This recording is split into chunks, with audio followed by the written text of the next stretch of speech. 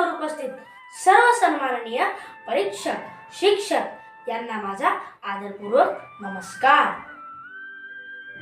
आज परीक्षक महोदय, आजच्या या मोबाईलच्या युगात मुलांनी पुस्तकांकडे सपशेल पाठच फिरवली आहे आणि म्हणूनच की काय या व्यासपीठाने माझा आवडता लेखक व त्याचे पुस्तक हा विषय दिलेला आहे।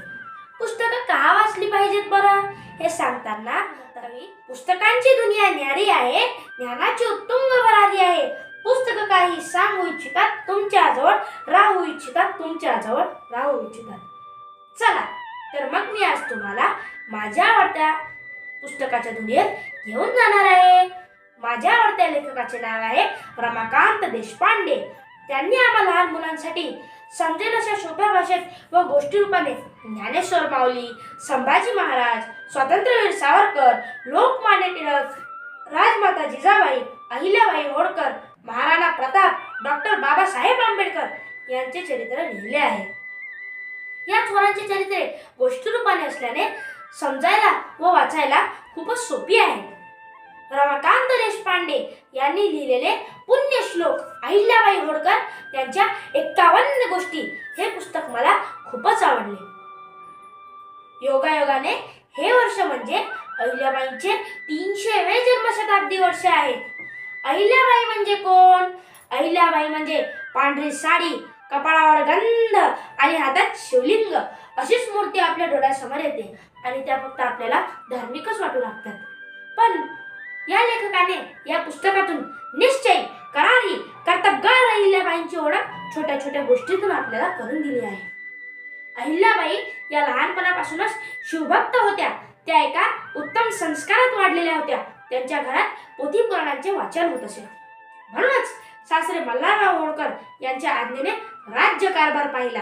हे बहुधा सुद्धा त्यांना अध्यात्माला मिळालेला असावा।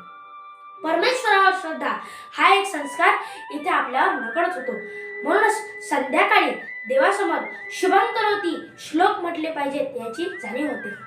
या पुस्तकात अहिल्याबाईंचे 3 न्यायदानाचे प्रसंग देण्यात आले आहेत। अहिल्याबाईंचे पती खंडेराव व मुलगा मालेराव दोघेही व्यसनी व बाहेरखाली। या दोघांवरील आरोप सिद्ध झाल्यावर अहिल्याबाईंनी त्यांना शिक्षा केली। न्यायालयासमोर राजा व प्रजासारखेच अशी त्यांची भूमिका होती। स्त्रिया देखील त्यांच्या न्यायालयात न्याय मागण्यासाठी येऊ शकत होत्या।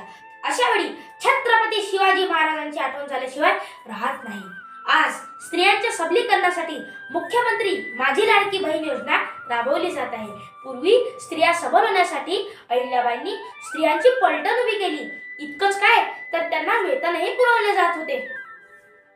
प्रजेला शेतीशिवाय उत्पन्नाची इतर साधने मिळावी म्हणून त्यांनी वस्त्रोद्योग निर्मिती सुरू केली।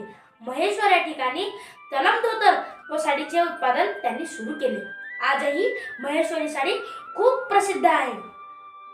पंतप्रधान मोदींच्या आत्मनिर्भर भारताची बीजे अहिल्याबाईंनी त्यावेळीच रोवलेली होती। वाचाल तर वाचाल याचे महत्त्व ओळखून अहिल्याबाईंनी याच महेश्वरात ग्रंथालयही सुरू केले।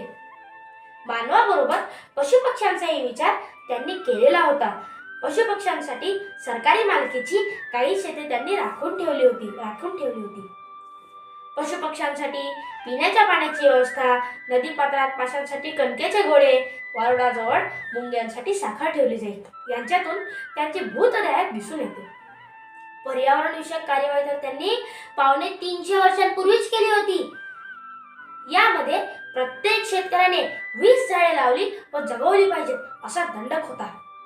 अधिकाऱ्यांकडूनही रस्त्याच्या कडेला झाडे लावली व जगवली जात। सोरटी सोमनाथ व इतर मंदिरांचा जीर्णोद्धार केला, घाट बांधले, स्वतःच्या खासगीच्या पैशातून, दौलतीच्या पैशातून नव्हे।